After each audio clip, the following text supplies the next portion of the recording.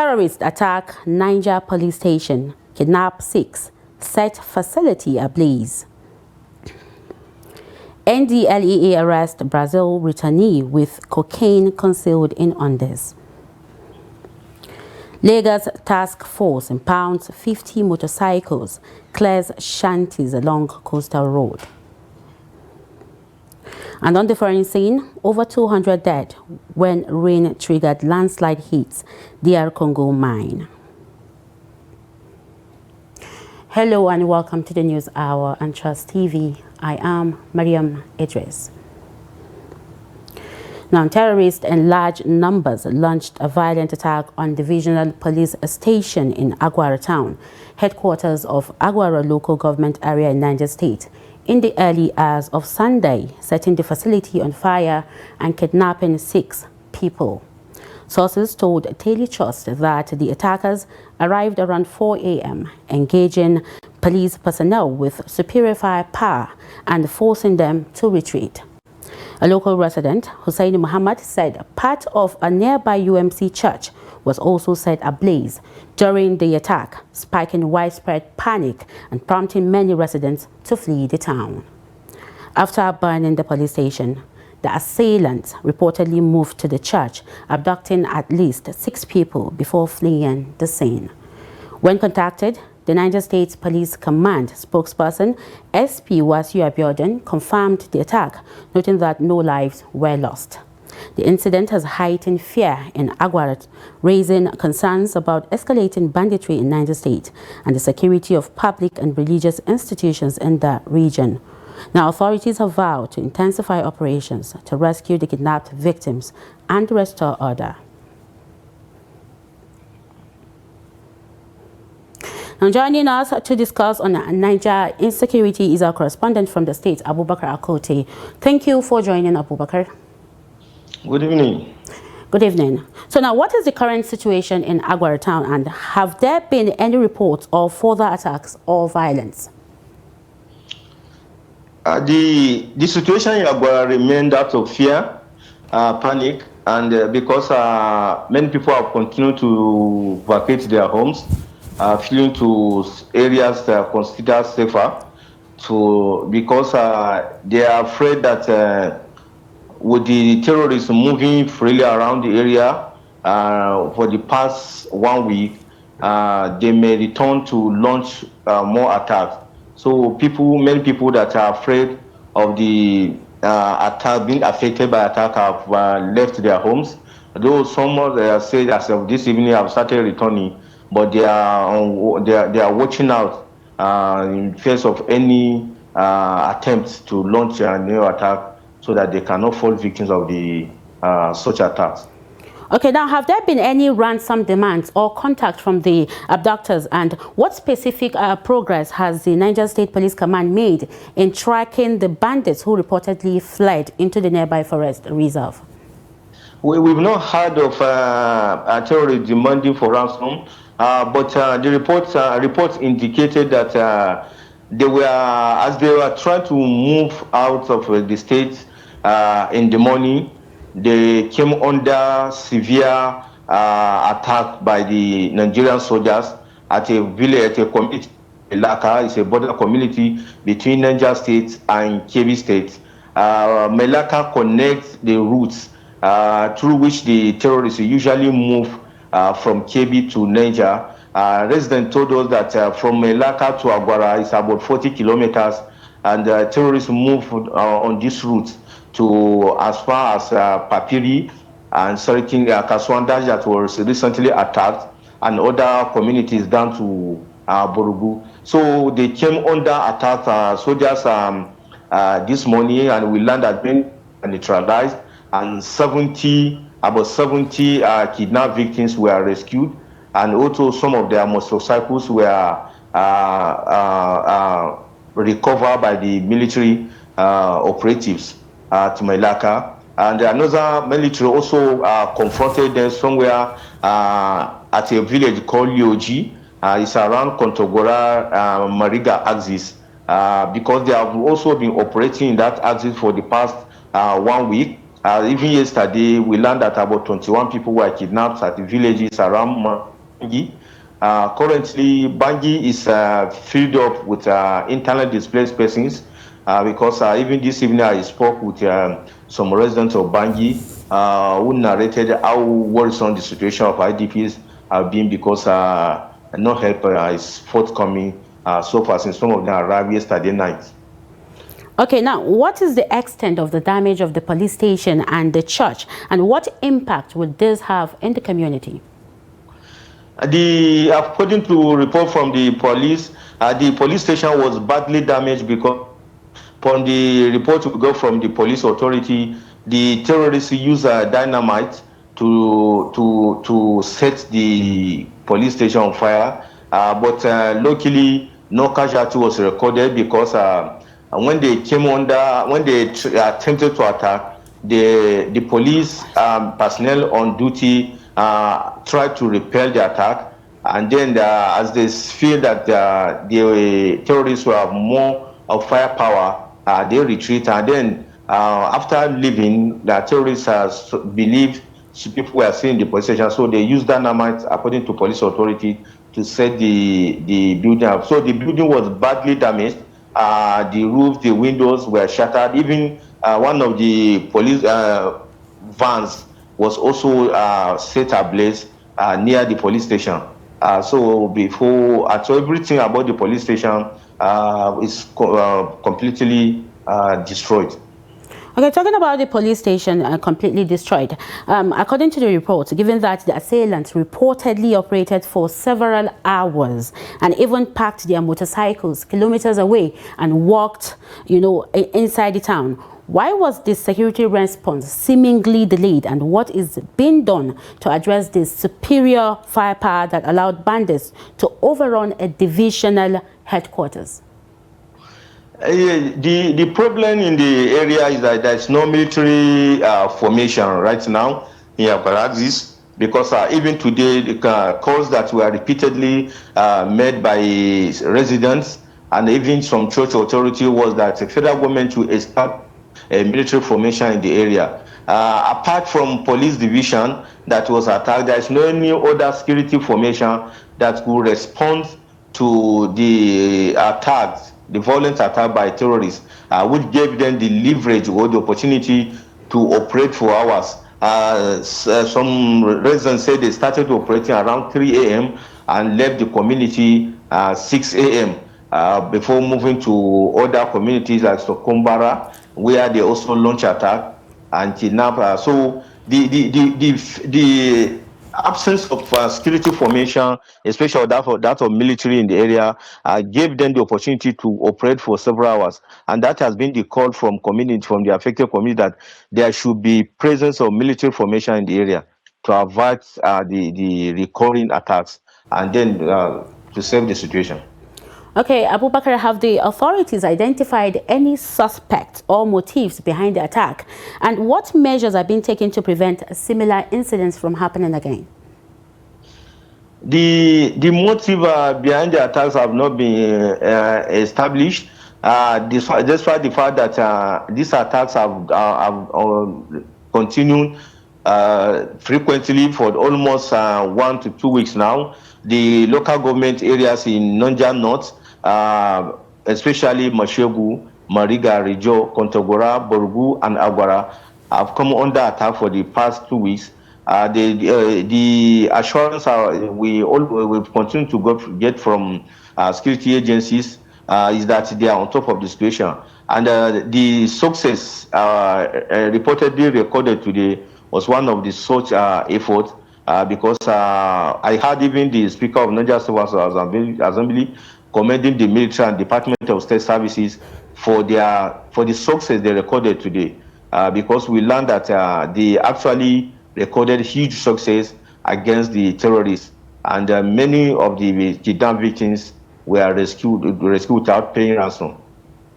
Okay, Abubakar, you mentioned earlier that the residents of the community are fleeing into nearby bush for safety. Now, what is the current state? Like, are there any organized efforts to provide humanitarian aid or encourage the return of displaced villagers? You said there are a lot of internally displaced persons. That's where the problem lies now, or the challenge lies. As of this evening, I spoke with some residents and even some IDPs in Mariga.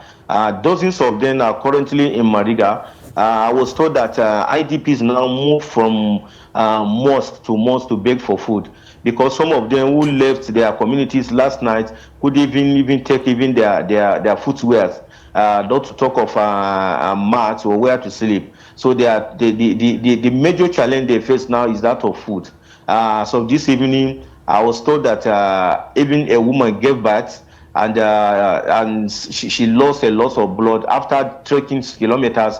She gave birth and lost a lot of blood, and the husband had to move from mosque to mosque to requesting for money or donations to enable him buy blood for his wife.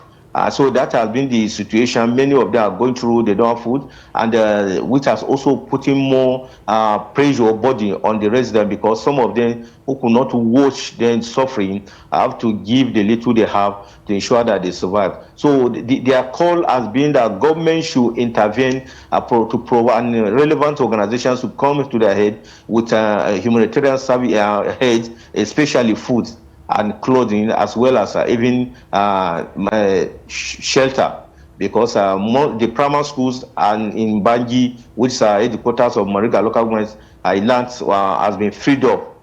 Many of them now sleep outside. Thank you very much, Abubakar Akotia, and stay safe. Thank you. Now moving on, the village head of Kriminwali in Kufana Chiefdom of Kajuru local government area, Kaduna State, Ishaku Dang Azumi, has disclosed that 80 out of the 177 persons abducted from the community about 2 weeks ago have now been located, while 86 others remain missing. Speaking on the development, Dang Azumi said the 80 victims escaped into surrounding forest on the day of the attack and went into hiding out of fear, which delayed their return and communication with community and authorities. According to him, one of the escapees later contacted the community a few days ago and revealed their location, prompting local representatives to go into the bush to verify the claim. The village head explained that the escapees were afraid because they believed bandits had also burnt down Kriminwali, similar to what happened in a nearby community, which made them reluctant to return or reach out immediately. He added that a hideout conducted on Friday confirmed that 80 persons were found in different forest settlements, while search teams have been deployed to other locations to ascertain whether more victims are still hiding in the bush. Trust TV had earlier reported on January 18th that armed bandits invaded Kriminwali at about 9 p.m., abducting 177 women, children and men during coordinated attacks on 2 churches in the community. And armed troops of the 8th Division of the Nigerian Army under Sector 2 of Operation Fansanyama have stormed the camp of notorious bandit leader Gwaska Dankarmi in Maru local government area of Zamfara State, neutralizing 20 bandits and destroying the hideout. A military source said the operation followed credible intelligence that over 100 bandits had gathered in the camp to plan attacks on communities and supply routes. The troops, supported by the Nigerian Air Force, Civilian Joint Task Force and local vigilantes, carried out surveillance before launching the coordinated offensive. Several other bandits reportedly fled with gunshot wounds, while follow-up operations are ongoing to track fleeing suspects and recover more items. Arms, ammunition and other logistics, including food items and medical supplies, were recovered during the raid. And the troops of the Joint Task Force Northeast Operation Hadankai have dealt a significant blow to Boko Haram ISWAP, killing a notorious commander known as July Babe during an encounter around Kimba in Damboa local government area of Benue State. The operation, carried out on Friday, targeted insurgents operating within the Gujba axis of the Timbuktu Triangle. Intelligence reports indicate that the elimination of the high-profile commander has thrown ISWAP elements in the area into disarray, with several fighters neutralized during the clash. Security analysts regard the development as a major setback to the group's command and control structure in the northeast. In a statement issued in Maiduguri, the Media Information Officer of Headquarters Joint Task Force, OPHK, Lieutenant Colonel Sani Uba, said troops recorded multiple operational successes across the region through sustained intelligence-driven actions. He added that the forces, in collaboration with Civilian Joint Task Force, neutralized 3 terrorists during a well-coordinated ambush between Ngazal Gana and Lamusheri communities in Benue State. The ambush, conducted following credible intelligence, forced other insurgents to flee, leaving several wounded. 2 AK-47 rifles were recovered from the scene, further crippling the terrorists' operational capacity. And now the chairman of the Boko's local government area of Plateau State, Amalau Samuel Amalau, has ordered the immediate suspension of all mining activities, both legal and illegal, across the council area following renewed deadly attacks on miners. The decision comes after a series of violent incidents in Plateau State. On January 22nd, gunmen attacked a mining site in Kuru community, just south local government area, killing 7 people. Earlier, on December 17th, at least 12 persons were killed at night in Ratosofan community, Barikin-Ladi local government area, also around a mining site. Local authorities attribute the attacks to gunmen suspected to be militias amid long-standing ethnic and resource-related tensions in the area. In a statement signed on Sunday, February 1st, 2026, Amalau also imposed a daily curfew on Tenti and Mandaris districts of Boko's local government area until further notice. The chairman said the measures were aimed at restoring peace and protecting lives and property, warning that anyone who violates the suspension order or curfew will face sanctions in line with the law. In a similar event, the Zamfara State Police Command has arrested 21 illegal miners in Zurmi and Maradun local government areas of the state. According to the police public relations officer, DSP Yazid Abubakar, the suspects were arrested on Saturday, January 31st, 2026, during a joint operation involving the police anti-illegal mining unit, tactical unit, bomb disposal unit, the Nigerian Security and Civil Defense Corps, NSCDC, and officials of the Federal Ministry of Mines and Minerals Development in Gusau. The operation was aimed at dislodging groups of illegal miners operating across the affected communities. Zamfara State has continued to battle widespread illegal mining, with thousands of miners and bandits reportedly occupying gold sites, worsening insecurity and forcing many communities to flee. Local government areas most affected include Maru, Anka, Saife, Bukuyum, Zurmi, Bungudu, Talata, Mafara, and Shinkafi.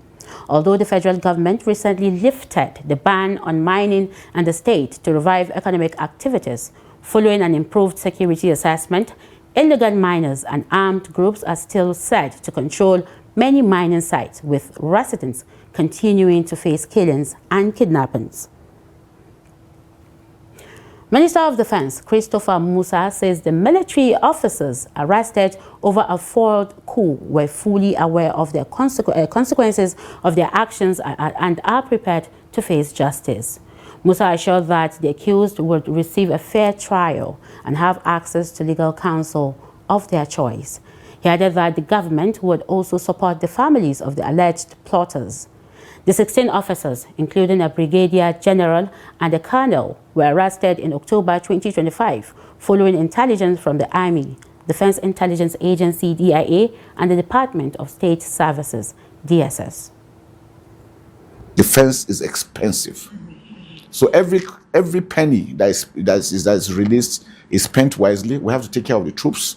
We have to build our own capacity. And I can tell you, now we have developed a capacity that we can take a burnt down APC and refit it and bring it back into service using our own local resources. We have the multinational joint task force that has to do with Nigeria, Niger, Chad, and Cameroon. Niger pulled out temporarily, but bilaterally we are working with Niger We're working with Benin Republic. We're doing a lot of recent, the coup in Benin. We had to step in order to assist them in ensuring that there was no coup. And that's assisted in ensuring that democracy continues to strive. So we're doing well. We have good relationship, even with Niger, that people thought because they pulled out from ECOWAS. We know the importance and the relevance of working together. We share a border of about 1,500 kilometers with Niger. It's massive. The population in Niger is just less than 30 million. And the size of Niger is almost 1.5 size. So you can imagine that space. Now, why do we have these issues? You see, since Libya went down, the whole of that Sahel area has become open. And so it's work in progress to ensure that we get those things really, really covered. I mean, everybody knows, you know the repercussion when you take such actions. So I'm sure they've made up their minds. They must have considered their families. But the truth about it is that even at that, the armed forces, the government is ensuring that the family, they are treated fairly. The announcement just came out, so they're going to face court martials as usual. The court martials will be free and fair. They'll be allowed to get their own counsels that will defend them on their actions. And the family members are not left alone. The government is also making sure that at least they take care, because the wives and the children need to be looked after. But the main perpetrators already know the repercussion to their action, and I'm sure they're ready to face the wrath. Well, the truth about it is that, there's a lot of misinformation, like I said. Nigerians are being killed holistically. Christians, Muslims, not atheists, and all. All we want is these killings to stop. And that's the work we're doing. That's what we're concentrating on. And we assure Nigerians that we're going to protect them together, working. So whatever anybody is bringing from outside, I think we've had several meetings with the Americans. Just a few days, we had this general where we discussed this, and we made it very clear that yes, areas where Christians are more Christians will be killed. Where Muslims are more Muslims will be killed. In another news, the Federal Capital Territory Administration, FCTA, has confirmed the payment of workers' January salaries and part of the outstanding wage award arrears ahead of the Nigeria Labour Congress planned nationwide protest on Tuesday. Senior Special Assistant on Public Communications and Social Media to the FCT Minister, Lere Olayinka, defended the payments in a statement posted on his X handle on Sunday evening. Olayinka said FCTA workers received their January salary last Friday alongside 1 month out of the 5 months wage award arrears, adding that arrangements were underway to clear the remaining balance. He expressed concern over the NLC's decision to mobilize workers in other sectors for the protest, saying many of them should ordinarily be at their duty post. The media aide also noted that FCTA workers had remained diligent despite the delay in full payment of their entitlements. Olayinka criticized the NLC for what he described as selective action, stating that more than 20 states had stopped paying the wage award or had not implemented it at all. Yet, no similar level of protest had been organized against them. In response, JOAC leaders Rifkatu Ayotea and Abdullahi Saleh filed an application at the Court of Appeal seeking leave to challenge their ruling and requesting a stay of execution pending the outcome of the appeal. Meanwhile, the NLC and the Trade Union Congress have accused the FCT minister of intimidating workers and reaffirmed their support for their striking staff.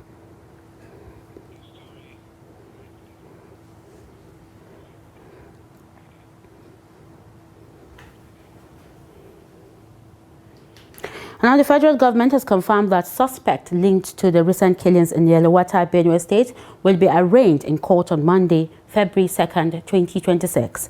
This was disclosed in a statement on Sunday by Kamaruddin Ogundele, Special Assistant to the President on Communication and Publicity in the Office of the Attorney General of the Federation and Minister of Justice. According to the statement, the suspect will be tried at the Federal High Court in Abuja, following what the government described as a thorough multi-agency investigation into the killings. The Attorney General's office said the probe was painstaking and reflects the seriousness with which the government treats attacks on citizens. It added that the prosecution is aimed at sending a strong message to perpetrators of violence, regardless of the guise under which they operate. The federal government also reaffirmed President Bola Tinubu's commitment to protecting lives and property nationwide. The Yellow-Water killings, which attracted widespread condemnation, have heightened security concerns in parts of Benue State, an area prone to recurring communal clashes and criminal attacks. The arraignment is expected to offer some reassurance to affected residents.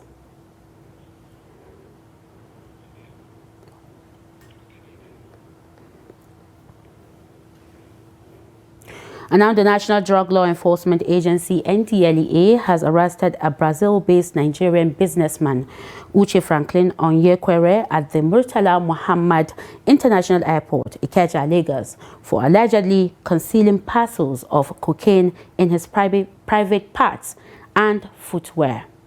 The 47-year-old suspect was arrested on Thursday during the inward clearance of South African Airways passengers arriving from Brazil via Johannesburg, following intelligence reports. In a statement issued on Sunday by the NDLEA Director of Media and Advocacy, Femi Babafemi, the agency said a body scan confirmed the drug concealment. A subsequent strip search revealed wraps of cocaine tied to the suspect's right thigh, while 2 additional wraps were found hidden in the soles of his shoes. In total, 3 wraps of cocaine weighing 1.60 kilograms were recovered. In a related development, NDLEA officers intercepted 1,183 kilograms of Canadian loud cannabis concealed in 2 vehicles inside a container from Montreal, Canada, during a joint inspection with customs and other security agencies at the Tin Can Island port in Lagos. Across the country, the agency also recorded multiple seizures. In Niger State, operatives intercepted a truck along the Dede-Abuja Expressway and arrested 3 suspects with 2,735 kilograms of skunk and 1 kilogram of synthetic cannabis. In Edo State, officers seized 792 kilograms of skunk along the Auchi-Abuja Road and destroyed over 4,000 kilograms of cannabis on a farm in Esan, Southeast local government area.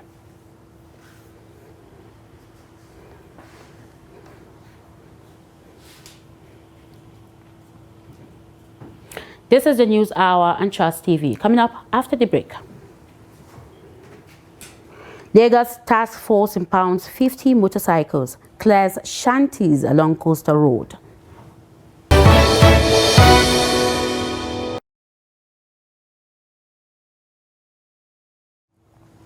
Now moving on to more stories. The Lagos State Task Force has launched a fresh enforcement operation along the Lagos-Calabar Coastal Road, seizing over 50 motorcycles and arresting 10 vehicles for traffic violations. The crackdown targeted illegal commercial motorcycles, one-way driving offences and shanties erected along the corridor. Videos shared on X by Governor Sanwo-Olu's aide, Jubril Gawat, showed task force officials clamping down on erring road users and clearing roadside structures. The operation aligns with ongoing environmental and traffic control measures announced in November 2025 by the Commissioner for Environment and Water Resources, Tokunbo Wahab, aimed at maintaining order along the corridor. Authorities have said the renewed enforcement seeks to restore road safety, curb reckless motorcycle operations, and protect critical infrastructure amid persistent complaints about one-way driving and illegal Okada activities on major highways in Lagos. And now the Ijaw Youth Council, IYC Worldwide, has issued a final 60-day ultimatum to the federal government and its relevant agencies to commence full-scale remediation and cleanup of all polluted Ijaw territories across the Niger Delta. The ultimatum was contained in a communique issued on Sunday by the Council's president, Dr. Alaye Theophilus, at the end of its national convention. The group warned that if the government fails to act within the 60-day window, it would move to collectively and decisively shut down all oil and gas facilities operating within Ijaw territories. The IYC said the people will no longer tolerate what it described as the continued destruction of their land, waters, livelihoods, and future, blaming decades of environmental degradation on weak enforcement and neglect. The council noted that its planned action would follow the precedent set in Ogoniland, adopting the principle of no remediation, no oil and gas exploration. In preparation for a possible standoff, the IYC said it has set up a mobilization and sensitization committee to tour all Ijaw clans and communities to educate, organize and prepare residents for a coordinated shutdown of oil and gas operations if its demands are ignored. The group stressed that natural resources in the region should not be exploited at the expense of Ijaw lives and the environment, adding that the long-term impact of pollution has worsened poverty, health challenges and displacement in riverine communities. Beyond environmental demands, the council also called for administrative changes in the cleanup processes, specifically demanding the removal of the project coordinator of HIPREP, Professor Neni Barin Zabi, and the Supervising Minister of Environment, alleging that the current leadership lacks the capacity and commitment required for effective remediation. And the Abia State Governor, Alex Oti, says the Labour Party has formally notified the Independent National Electoral Commission, INEC, of plans to hold its congresses and a national convention in March as part of efforts to reposition the party. Speaking at a press briefing, Oti said preparations were allegedly underway or are already underway, I beg your pardon, including the revalidation of members and registration of new members ahead of the congresses and convention. The governor expressed regret over the exit of the party's former presidential candidate, Peter Obi, but wished him well, adding that while some members of the National Assembly had defected, the Labour Party remains committed to rebuilding and emerging stronger. Oti disclosed that the party had called on its former national chairman, Julius Abure, to work with stakeholders to strengthen the party rather than pursue prolonged court cases. He also said that the Labour Party would not participate in the forthcoming area council elections, citing the constraints, and ruled out any plans for a political coalition, stressing that the party focus is on internal consolidation. Other party leaders present at the meeting included Caretaker Committee Chairman Nenadi Usman, Darlington Nwokocha, and representatives of the NLC and TUC. The Kaduna State Governor Obasani has launched a major environmental sanitation initiative that will create 5,000 jobs for youth and women across the state. Speaking at the launch of the program, tagged Operations After on Thursday, the governor announced that an additional 7,000 jobs will be created in the coming month. The report. Governor Obasani said his administration has procured essential equipment, including roro bins, dustbins, water tankers, and appropriate personal protective equipment to support the program. He explained that the resources are meant to enhance operational effectiveness, improve workers' safety, and ensure sanitation activities are carried out in a professional and sustainable manner. The governor noted that the initial phase of Operations After will focus on 4 local government areas currently experiencing significant environmental stress due to rapid urbanization, increased commercial activity, and high population density. According to him, the program is a practical response to the environmental pressures that come with population growth and urban expansion, reflecting his administration's resolve to tackle these challenges with coordination and purpose. A defining feature of Operations After is its emphasis on human development and community participation. The program creates opportunities for women and young people to engage in local, productive work while contributing directly to environmental cleanness and livelihoods. I'm happy to announce that today, 5,000 youth and women are employed to work under Operations After. And this is one of the cardinal priorities of our government, creating jobs and ensuring that a very youthful, young, able women and men within our own states are gainfully employed and they have something to do. Commending the 23 local government councils, the Ministry for Local Government and Chieftaincy Affairs, and the Ministry of Environment and Natural Resources. The governor said effective governance thrives on collaboration across institutions, adding that Operations After demonstrates what can be achieved when agencies work towards a common goal. We are fostering a sense of ownership, encouraging responsible behavior, and reinforcing the idea that environmental protection is a shared civic duty. This approach not only strengthens implementation, but also provides our young people with meaningful opportunities to contribute to the development of our communities. Also speaking at the event, the Commissioner for Environment and Natural Resources, Abubakar Buba, and the Commissioner for Local Government and Chieftaincy Affairs, Sadiq Mamman Lagos, commended Governor Obasani for prioritizing environmental sanitation and job creation in the state. I wish to place the record our profound appreciation to His Excellency, the People's-Oriented Governor, for his visionary leadership and unwavering support to the environmental sector and the sustainability of our ecosystem. I therefore call all local government chairmen to take full ownership of this program, mobilize their environmental officers, supervise daily sanitation activities, enforce compliances to the work level, lead by example of the communities. Excellency of the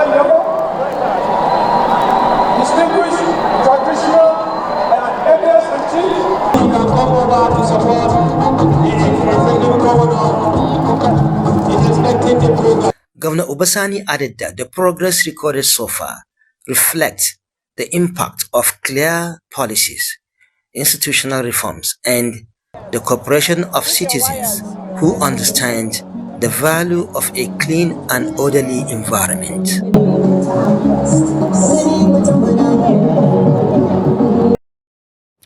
National chairman of the ruling APC, Nentawe Wada, says the decision to arrive at a vice presidential running mate is a party affair which should not be discussed by individuals in the party. Nentawe, who made the clarification while featuring on Trust TV's Sunday Politics, dismissed fears of possible replacement of Vice President Kashim Shettima, says those overflogging the issue are doing so to create unnecessary friction. He said the APC is working to consolidate its momentum ahead of the 2027 election through consultations as it focuses on strengthening its structure across the country. He said there is no cause for alarm in the party's unity in Kano, Rivers, and Plateau following the defections of their governors to APC. Candidates belong to the political party and not individuals. Even the president, when he becomes a candidate, he's a candidate of the party. So the only person that can make a statement on whether there will be a vice president or not is the party. So every other person has made a statement. They're just rumor mills, and going around to create little friction within the party. And we made a clear statement. We've drawn line. We said nobody in APC again, no member of the political party, from the EXCO, the Federal Executive Council members, and anybody should make any statement on that issue because it's for close matter and nobody should make a statement on it.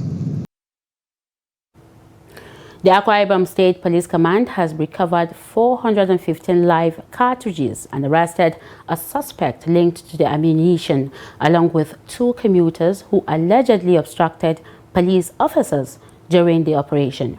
This was disclosed in a statement by the police public relations officer, DSP Timfom John, who said the arrests were made during a routine operation by officers of the command. According to the police, a commuter identified as Excel obstructed officers in the lawful discharge of their duties through provocative conduct. Another commuter, Bright, who claimed to be an official of the ICPC but failed to produce valid identification, allegedly joined in assaulting the officers. Both suspects were promptly arrested. The Commissioner of Police, Baba Muhammad Azai, has ordered a discreet investigation to trace the source and intended use of the recovered ammunition with a view to prosecuting all those found culpable. He warned members of the public against obstructing security personnel and assured residents of the command's commitment to maintaining peace and security across Akwa Ibom State. And now to business. The Nigeria Governors Forum has agreed to prioritize sugar as a key driver of industrial development across states. The National Sugar Development Council, NSDC, said on Sunday. NSDC Executive Secretary Kamar Bakrin told the forum's leadership in Abuja that the move aims to boost local production, reduce raw sugar imports, create jobs, and achieve national self-sufficiency. He identified 11 states with suitable land for sugarcane cultivation: Oyo, Kwara, Niger, Nasarawa, Kaduna, Kano, Bauchi, Gombe, Jigawa, Adamawa, and Taraba. Bakrin noted that macroeconomic changes have improved the competitiveness of local sugar, with only about 200,000 hectares needed to meet self-sufficiency out of 1.2 million hectares of prime land nationwide. Bakrin said the sector is valued at 2 billion naira, with the FCTA continental market worth $7 billion, and byproducts like ethanol and bioelectricity adding another $10 billion locally.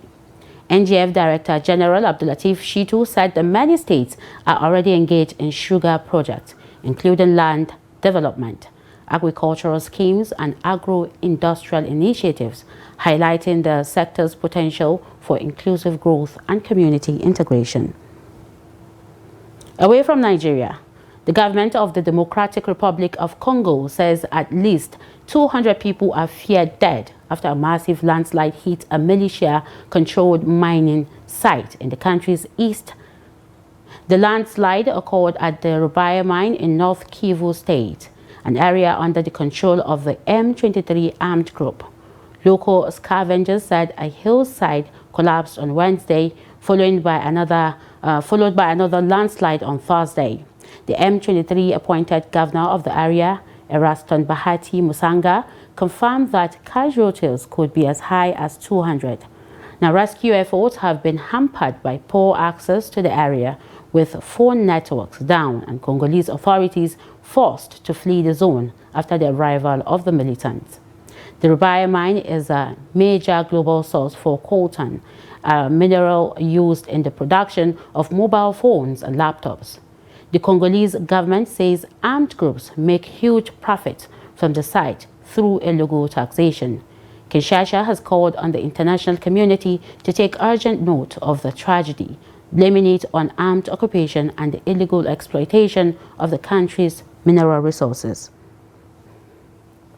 Still on the foreign scene, African leaders have declared a united front against the surge in terrorism and violent extremism in West Africa, warning that the region has now become the global epicenter of terror attacks and that inaction is no longer an option.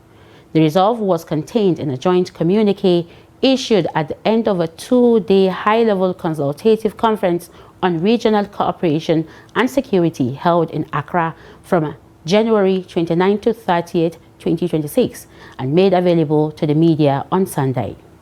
According to the leaders, West Africa now records at least 8 terror attacks daily, claiming an average of 44 lives, with more than half of all global terrorism-related deaths occurring in the region.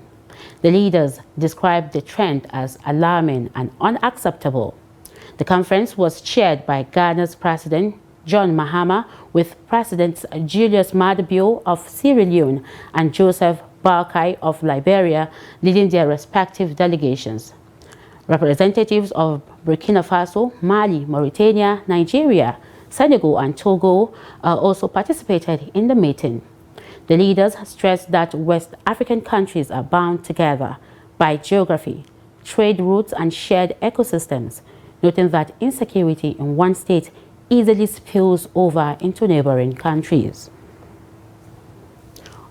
And in sport, Rivers United lost 1-0 to Power Dynamos of Zambia in their CAF Champions League matchday 4 encounter at Godswill Akwa Ibom International Stadium, Uyo, on Sunday. Kondwani Chiboni scored the winning goal for the visitors 5 minutes after the break. It was Power Dynamo's first ever CAF Champions League group stage win. The win lifted Oswald Mustafa's side to third position in Group C with 4 points from 4 games. They will host Moroccan side RS Berkane and in their next game on Saturday. Rivers United, who are still searching for their first group stage win, drop to last position in Group C. Felix George side will be up against holders Pyramids FC of Egypt in their next game. And with that, we've come to the end of the news hour on Trust TV. Do not forget to follow us across all our social media platforms and also join our YouTube live stream for more news. I am Mariam Idris. Thank you for watching.